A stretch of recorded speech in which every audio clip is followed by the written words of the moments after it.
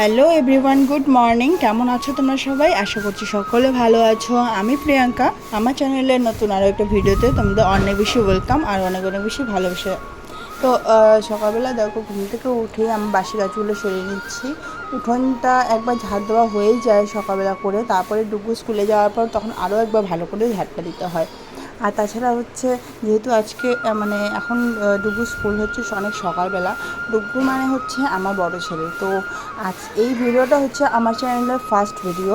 তো বলতে একটু মানে অসুবিধা হচ্ছে, কারণ কি বলবো,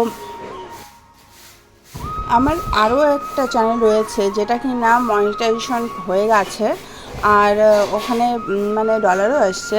তো কিছু কারণে আমি ওই চ্যানেলটাতে ভিডিও আমি আপলোড করতে পারছি না, মানে ভিডিও দিচ্ছি না। এটা নয় যে আমি ভিডিও মানে আপলোড করতে আমাকে মানে বাধা দিচ্ছে বা ইউটিউব থেকে আটকে রেখেছে, এরকম কোনো কিছু নয়। আমি মানে দিতে পারছি না, আমি ভিডিওটা ইচ্ছে করেই বলতে পারো যে আমি ওই চ্যানেলটাতে ইচ্ছে করেই ভিডিও দিচ্ছি না।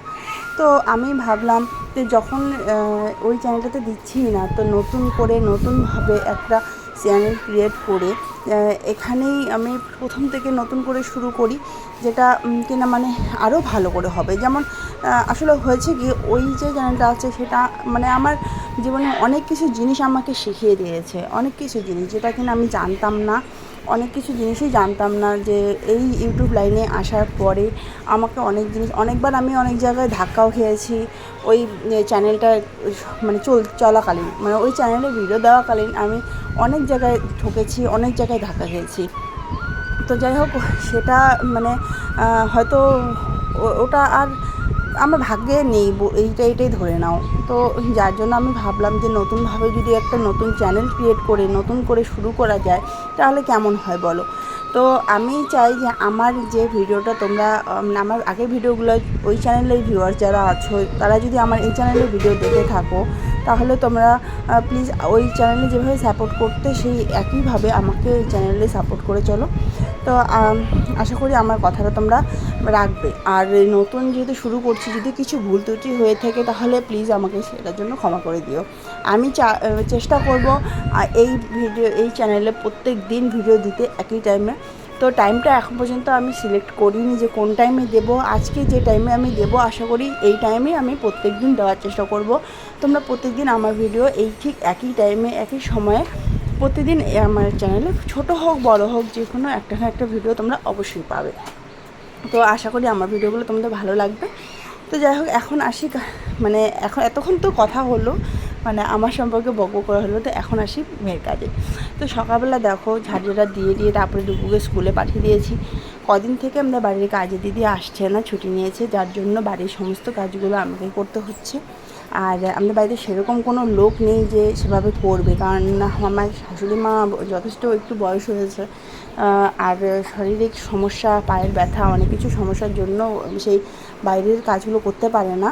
তবে হ্যাঁ, রান্নাবান্নাগুলো মাই সামলায়, মাই করে, কারণ যখন থেকে আমার ছোটো ছেলে হয়েছে তখন থেকে রান্নাঘরের দায়িত্বটা পুরোটাই মাই নিয়েছে, আর বাইরের এদিকে কাজের দায়িত্বগুলো আমার।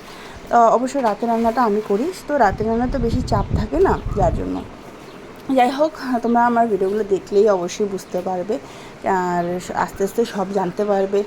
আমি এইখানে এই চ্যানেলে আমার নিজস্ব লাইফস্টাইল, ডেইলি লাইফস্টাইল, আমার কাজকর্ম, আমার ঘুরতে যাওয়া, আমার দুই ছেলেকে সামলানো, কিভাবে আমি আমার সংসারটাকে মানে সংসারের কাজগুলো করে থাকি, কীভাবে আমি সংসারে দিন যাপন করছি, তো এগুলো সব কিছু জিনিস আমি আমার এই চ্যানেলে তুলে ধরবো। অবশ্যই তোমাদের ভালো লাগবে, তো দেখতে থাকো ব্লগটা।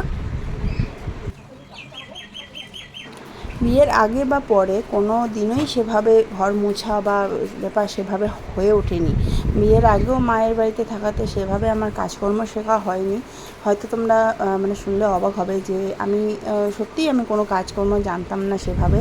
টুকটাক যেই ধরো ঘর মোছা, ঘর গোছানো, চা বানানো, টুকটাক যে কাজগুলো আছে সেগুলো আমি অবশ্যই পারতাম। হ্যাঁ, এগুলো প্রত্যেকটা মেয়েই যার পারে, প্রত্যেকটা মেয়েই ছোটোবেলা থেকেই মোটামুটি 10-12 বছর পার হওয়ার পরেই আস্তে আস্তে সব কিছু শিখে যায়, এগুলো ওদেরকে শেখাতে হয় না।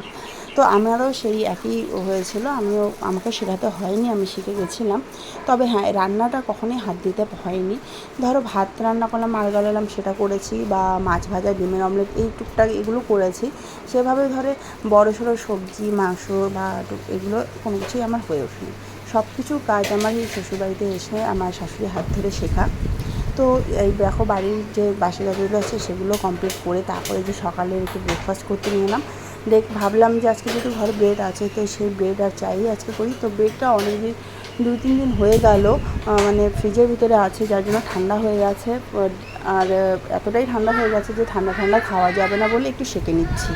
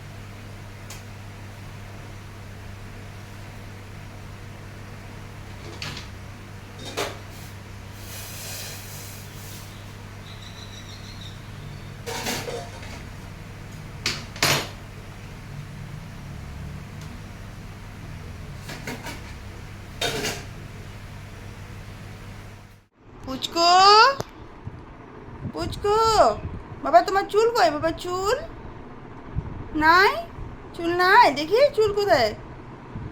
চুল, চুল নাই তোমার? এদিকে তাকাও, আমার দিকে তাকাও। চুল কোথায়? চুল কোথায়? টাকু হয়ে গেছো আজকে তুমি? না হওনি টাকু, টাকলু হওনি? তাহলে চুল কোথায় গেল তো? চুল নাই যে, কি গো বাবা?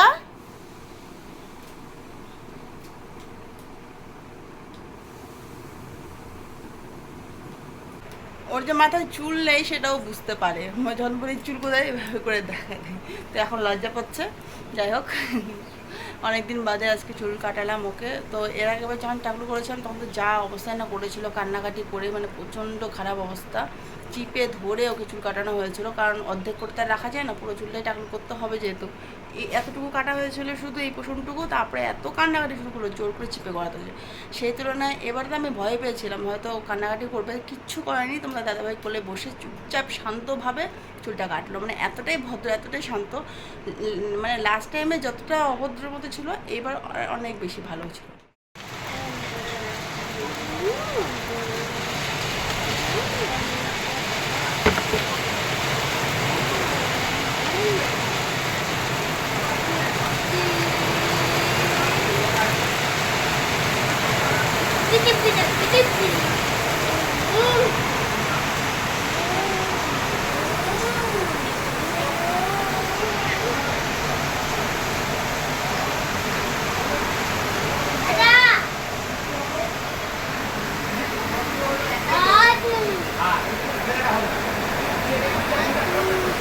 হাতুন ধোবা তুমি, হাতুন।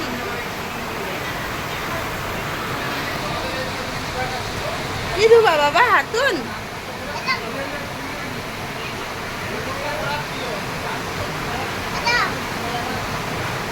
যায় না, হাত যায় না। সকলকে জানাচ্ছি গুড ইভিনিং। তো সন্ধ্যাবেলা চা বানানোর পর এখনও দেখো বাইরে সন্ধে হয়নি, বাইরে এখনও একটু আলো জ্বলছে। তো যাই হোক আজকে একটু তাড়াতাড়ি করেই চাটা বানাচ্ছি, অন্যদিন সন্ধ্যাবাতি দেওয়ার পরে তারপরে চাটা করি। তো আজকে একটু সকাল মানে তাড়াতাড়ি করে চাটা বানালাম, কারণ খেতে খুবই ইচ্ছা করছিলো, দুপুরে ভাত খাওয়াটাও একটু তাড়াতাড়ি হয়ে গেছিলো। তো যাই হোক চা বানানোর পর মানে সবার ঘরে ঘরে চা পৌঁছে দিয়ে লাস্টেই যে আমি বসেছি চা করতে।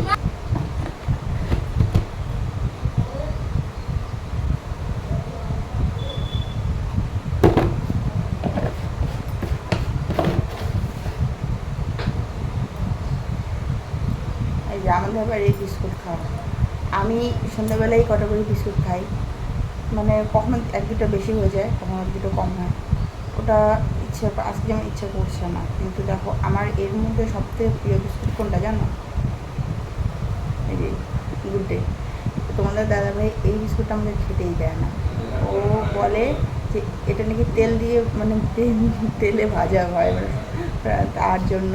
আর এই যে এগুলো যেগুলো আছে এগুলো হচ্ছে বেক করা, যার জন্য ও বলে যে যেগুলো পড়েই গেল। তো এই ধরনের বিস্কুটগুলো বেশি করে খেতে, আর এগুলো খেলে নাকি পেট, মানে শরীরের সমস্যা হয়। তা আমার আবার এই জিনিসগুলোই বেশি পছন্দ। যাই হোক, বাদ দিতে পারে না, তো ও নিয়ে আসে, মাকে বলে যে আনো এগুলো।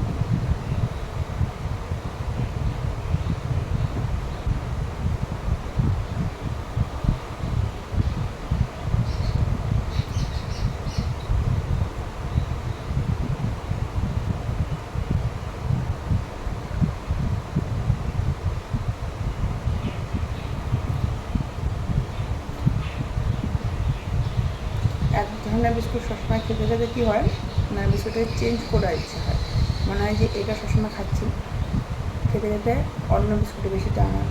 যখন অন্য বিস্কুটটা সবসময় খেতে থাকি তখন ওটা আবার চেঞ্জ করে আমার আরেকটা ইচ্ছা হয়।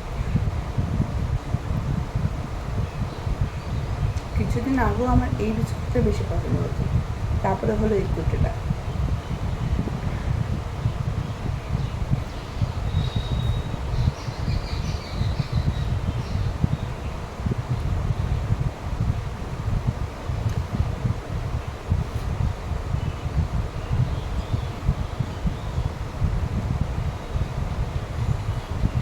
আজকে থেকে তো আবার দুপুর টিউশন শুরু হয়ে গেছে, ও টিউশনে গেছে। আর কিছু এখনও ঘুমোচ্ছে, কারণ ওর ঘুমোতে সে দেরি হয়ে গেছে, প্রায় 5:45। আর 5:45 ঘুমানো মানে প্রায় 7টা পর্যন্ত ঘুমাবে।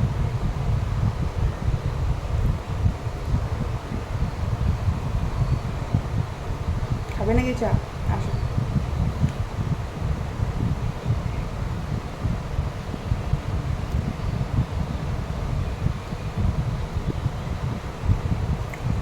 আমি আবার শুধু বিস্কুট চিবিয়ে খেতে পারি না, চায়ের মধ্যে চুবাবো তারপরেই খাবো। শুধু বিস্কুট খেলে মানে মুখটা বেশি মিষ্টি হয়ে যায়, আর খেতে পারি না। আর যে চায়ের মধ্যে চুবাচ্ছি খাচ্ছি, এতে 4টা 5টা অনেকগুলো বিস্কুটও নিতে পারবো, কিন্তু শুধু চিবিয়ে চা ছাড়া 2টো হাইয়েস্ট এর বেশি পাবো।